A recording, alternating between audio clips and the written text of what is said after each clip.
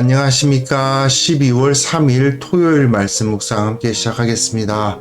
오늘도 말씀으로 하루를 시작하시는 귀한 성도님들이 주님 안에서 강건하시고 모든 힘든 일들, 시험 받게 하는 일들 충분히 이겨나갈 수 있는 능력을 부여받으시기를 간절히 기도합니다. 오늘 본문은 베드로전서 1장 13절에서부터 19절까지 말씀입니다. 사실은 13절부터 25절까지의 말씀을 한 번에 다룰 수 있으면 좋은데 그렇게 하려고 하다 보면 아무래도 좀 본문이 길어지니까 중간에서 잘라서 지금 묵상을 하고 있습니다. 여하튼 말씀을 묵상하면서 우리의 삶에 대해서 우리가 왜 거룩하게 살아야 되는가에 대해서 한번 생각해보는 시간을 가졌으면 합니다. 그럼 말씀을 보시겠습니다. 그러므로 너희 마음에 허리를 동이고 근신하여 예수 그리스도께서 나타나실 때에 너희에게 가져다 주실 은혜를 온전히 바랄지어다. 너희가 순종하는 자식처럼 전에 알지 못할 때에 따르던 너희 사욕을 본받지 말고 오직 너희를 부르신 거룩한 이처럼 너희도 모든 행실에 거룩한 자가 되라. 기록되었을 때 내가 거룩하니 너희도 거룩할지어다 하셨느니라. 외모로 보시지 않고 각 사람의 행위대로 심판하시는 이를 너희가 아버지라 부른즉 너희가 나그네로 있을 때를 두려움으로 지내라. 너희가 알거니와 너희 조상이 물려준 헛된 행실에서 대속함을 받은 것은 은이나 금같이 없어질 것으로 된 것이 아니요 오직 흠없고 점없는 어린 양 같은 그리스도의 보배로운 피로 된 것이니라. 네, 말씀 잘 보셨습니까? 베드로전서가 크게 세 부분으로 나뉜다고 설명을 드렸고요. 우리는 첫째 부분, 그리스도인과 교회, 그리스도인 개인과 교회가 정체성을 확보해야 된다. 지금 고난 가운데 있는 교회들을 격려하기 위해서 베드로 사도가 베드로전서를 쓴 것인데 그 고난을 이겨내기 위해서 가장 먼저 확보해야 될 것은 정체성을 확보해야 되는 것이다. 내가 세상과 어떻게 다른 존재인가를 알지 못하면 결국 그 고난과 어려움에 무릎을 꿇게 된다라는 것을 이제 보여주는 부분이죠. 그리고 이 첫 번째 부분은 다시 이렇게 크게 세 군데로도 나뉜다고 볼 수 있는데요. 3절에서부터 12절까지는 결국 개인, 그리고 나중에 2장 1절에서부터 10절까지는 공동체의 정체성, 앞에서는 각각 개인이 신앙적 정체성을 지켜야 된다는 이야기를 하고 이제 뒤에는 공동체가 또한 그 신앙적 정체성을 지켜야 된다는 이야기를 할 텐데 그 가운데 부분에 언제나 성경, 특히 히브리식 서술은 가운데에 중요한 주제를 배치시키는 경우가 많잖아요. 마찬가지로 여기도 그리스도인과 교회가 어떻게 살아야 한다라는 핵심적인 이야기를 13절부터 25절 사이에서 이야기를 하고 있습니다. 그래서 제가 처음 시작할 때에 13절에서부터 25절을 한꺼번에 봤더라면 더 좋았겠다 하는 말씀도 드렸습니다. 하지만 조금 분량이 있으니까 둘로 나뉘는데요. 사실은 이 13절에서부터 25절을 나눈다면 세 부분으로 나뉩니다. 결국 그리스도인과 교회는 두 가지 원칙을 기억해야 돼요. 하나는 거룩해야 되는 거고요. 또 하나는 사랑해야 됩니다. 그리스도인들은 결국 거룩하게 살아야 되고 사랑하며 살아야 됩니다. 이게 기본입니다. 그리고 다시 그 가운데 부분에 무엇을 제시하느냐? 하나님과 예수님의 모범을 제시하면서 너희는 하나님처럼 거룩하고 예수님처럼 정결해야 된다. 이런 이야기를 그 가운데 집어넣는 거죠. 결국 하나님처럼 예수님처럼 살아야 된다. 그 말인데 그걸 조금 나누어서 생각해보면 거룩하게 세상과는 다르게 살아야 되고 그리고 또한 사랑하며 다른 이들을 배려하고 그들을 품는 그런 사랑을 실천하면서 살아야 된다. 이렇게 베드로 사도가 우리 삶의 정체성을 정리하고 있다고 보시면 되겠습니다. 오늘은 약간 애매하지만 19절까지만 다룹니다. 20절, 21절은 뒤에 사랑 이야기 하면서 다루고요. 17절, 18절, 19절은 앞에서 거룩 이야기 하면서 다루게 될 것입니다. 본문 보시면요. 너희 마음의 허리를 동이고 근신하라고 되어 있죠. 허리를 동이라는 말은 보통 옷을 갖춰 입으라는 의미입니다. 이들이 긴 통옷을 주로 입다 보니까 허리를 동이지 않으면 이게 무슨 일을 하기에는 적합하지 않은 옷차림이 됩니다. 그러니까 허리를 딱 동이면 이 옷이 몸에 딱 달라붙고 활동이 좀 자유롭게 되겠죠.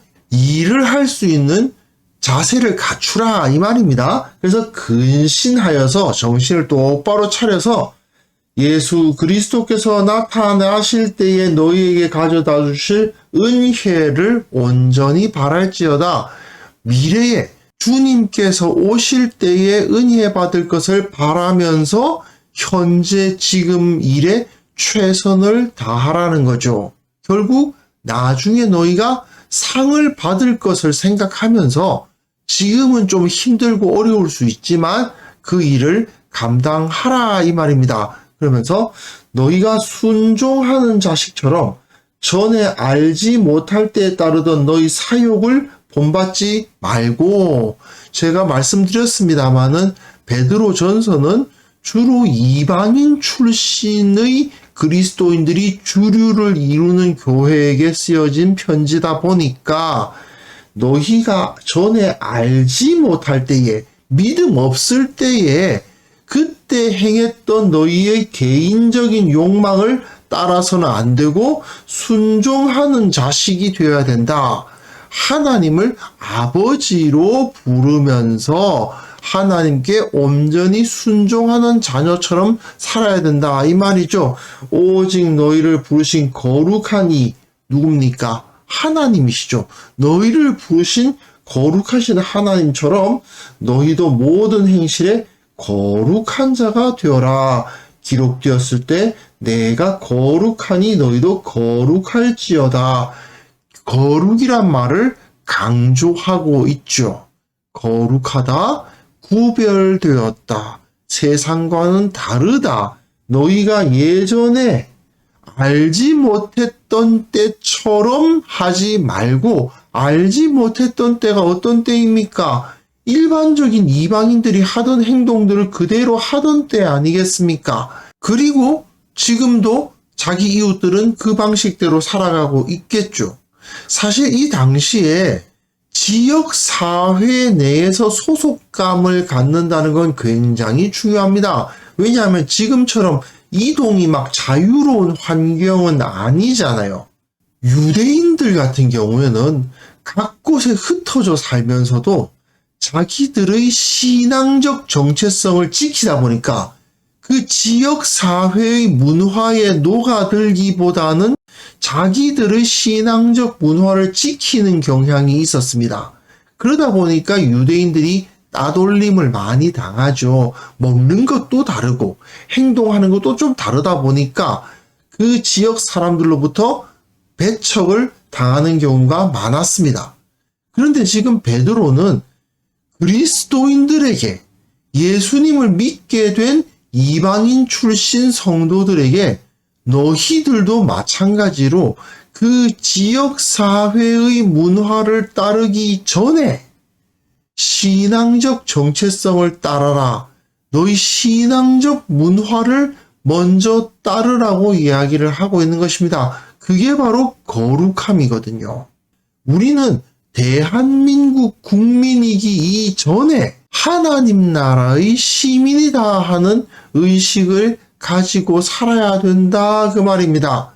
세상 사람들은 다 그렇게 산다 하더라도, 한국 사람들은 다 그렇게 산다 하더라도 나는 한국 사람이긴 한데 한국 사람이기 이전에 하나님 나라에 속한 사람이기 때문에 먼저는 하나님 나라의 법칙을 따라야 되고, 그 하나님 나라의 법칙에 어긋나지 않을 때에 대한민국의 법칙, 대한민국의 문화를 따르게 된다.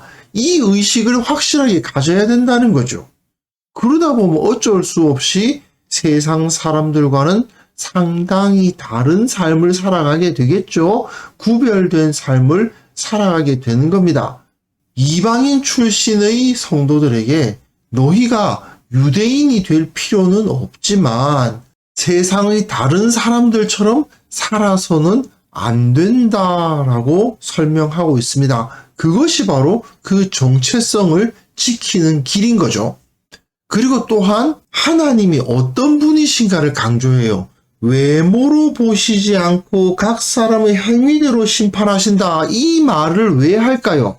유대인이냐 이방인이냐를 구별하시지 않는다는 말입니다. 유대인이라고 무조건 구원하시고 이방인이라고 무조건 버리시는 분이 하나님이 아니시다. 너희들은 이방인이지만 하나님께서 너희를 사랑하시고 너희를 구원하신다. 이방인과 유대인의 구분은 없다 하는 것을 선포하면서 너희가 아버지라 부르고 있지 않느냐? 원래 유대인들이 하나님을 아버지라고 생각했죠. 자기 개인의 아버지도 아니고 자기 민족의 아버지가 바로 하나님이시다라고 생각했었는데 베드로는 하나님을 너희가 아버지라고 부르고 있다. 그 하나님은 외모로 보시지 않고 각 사람의 행위대로 심판하신다. 너희가 신앙적 정체성을 지키는 데 있어서는 저 유대인과 다를 이유가 없다 이거죠. 유대인들은 자기네들의 신앙적 정체성을 지키기 위해서 다른 민족으로부터 따돌림 당하는 것을 감수하는 사람들이었어요. 이들 이방인들도 유대인들의 모습을 보아서 알 수 있었을 거예요. 너희들은 이제 그리스도인들이 되었으니 나그네로 있을 때를 두려움으로 지내라. 너희가 여기서 태어났다 하더라도 어릴 때 여기서 자랐다 하더라도 예수님을 만나서 거룩한 하나님의 백성이 된 이상 너희는 이 땅에서 나그네이니 이 땅에서 두려움으로 벌벌 떨면서 지내라는 말이 아니라 경각심을 가지고 살아라는 말이죠. 너희가 알거니와 너희 조상이 물려준 헛된 행실에서 대속함을 받은 것은 은이나 금같이 없어질 것으로 된 것이 아니다. 재미있는 표현을 씁니다. 너희 조상이라는 표현을 써요. 사실 조상 찾는 것은 유대인들이에요. 유대인들이 우리 조상으로부터 이어받은 언약으로 말미암아 이런 표현을 많이 써요. 그런데 베드로는 이것을 약간 비틀어서 너희들의 조상은 헛된 행실만 물려줬다. 이방인들의 조상은 영원한 하나님의 언약을 물려준 게 아니잖아요. 그들의 조상은 헛된 행실들만 물려줬을 뿐이에요. 그죠? 하지만 너희는 대속함을 받았다. 거기서부터 벗어났다. 너희들은 이제 그 조상이 너희 조상이 아니다. 너희들은 누구를 따라야 되느냐? 흠없고 점없는 어린 양 같은 그리스도의 보배로운 피를 따르는 사람들이 아니겠느냐? 그러니까 너희는 그리스도를 따른다. 너희가 원래 세상에서 어떤 문화를 가지고 있었는가 그건 중요한 것이 아니고 너희들은 이제 예수님처럼 살아간다. 예수님처럼 정결하게. 너희들이 세상의 문화에서는 이 정도 악 정도는 악이라고 생각하지도 않았을지 모르지만 너희는 이제 흠없고 점없는 어린 양같이 예수님의 보배로운 피로 대속함을 받았으니 이제는 세상과는 완전히 다른 거룩한 삶을 살아가야 한다라고 이야기를 하는 거죠. 결국 우리는 비록 내가 이 땅에서 태어났고 이 땅의 문화를 익숙하게 여기면서 살아가고 있다 하더라도 예수님을 영접한 순간 나그네가 되었기 때문에 이 땅에 속하지 않은 자가 되었기 때문에 이 땅의 문화, 이 땅의 가치관을 따라서는 안 되고 그리스도를 따라서 살아야 한다. 이 사실을 베드로가 강조해주고 있는 겁니다. 물론 우리가 세상과 달라지기 위해서 무슨 독특한 행동을 해야 된다거나 뭐 말씨를 다르게 써야 된다거나 뭐 복장을 다르게 해야 된다거나 그런 건 아닙니다. 분명 겉으로 보기에는 그리스도인들이나 불신자들이나 별 다를 바가 없을 겁니다. 그러나 우리의 영혼, 우리의 생각, 우리의 행동은 분명 다를 수밖에 없습니다. 말과 생각과 행동이 불신자들과는 다를 수밖에 없는 것입니다. 특히 이 다름은요, 위기에 처했을 때, 어려움을 당했을 때 나타나게 마련이죠. 어려운 일을 당했을 때에 세상 사람들이 행하는 방식을 그대로 따르는 경우가 있습니다. 실제로 내 신앙이 진짜인지 아닌지가 드러날 때에는 위기 상황이죠.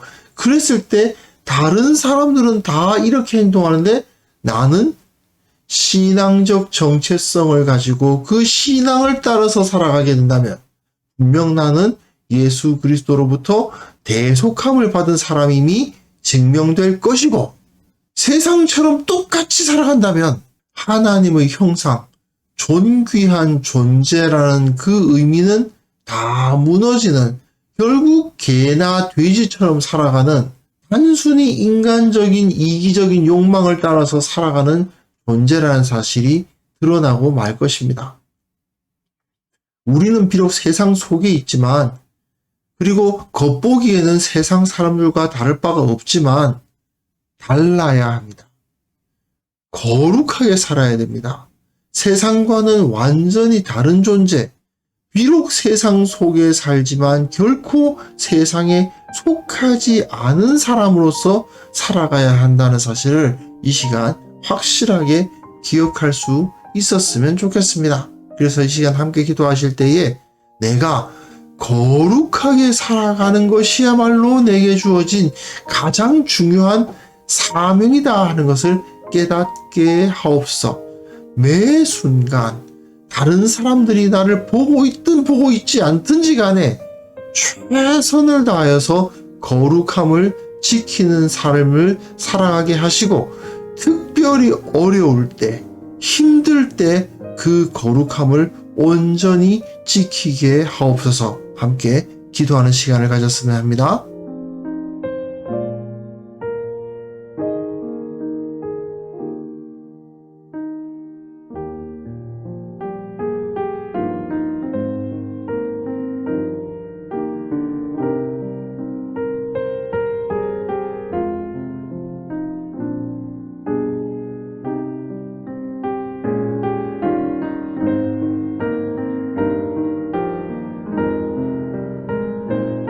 하나님 아버지, 내가 거룩하게 살아가는 것이 바로 사명이라는 사실을 깨닫게 하시고 다른 사람들이 내 앞에 있든지 없든지 오직 주님 앞에서 최선을 다하며 경각심을 가지고 거룩함을 지키는 삶을 살아갈 수 있도록 도와주옵소서. 말씀과 기도의 능력으로 말미암아 주님을 붙들게 하시고 주님을 닮아가는 자로서 하루하루 매 순간 매 순간을 살아가는 자가 되게 하여 주옵소서. 힘들고 어려운 일을 당할 때마다 거룩함을 지키기 위해서 집중하게 하시고 세상 사람들이 저 사람은 정말 믿음을 가진 사람이기 때문에 그렇게 사는구나 하고 알 수 있을 정도로 참된 지혜와 용기를 소유하게 하여 주옵소서. 특별히 기도하옵기는 이 땅의 모든 교회를 위해서 기도합니다. 교회가 먼저 거룩하게 하시고 교회가 먼저 다르게 하옵소서.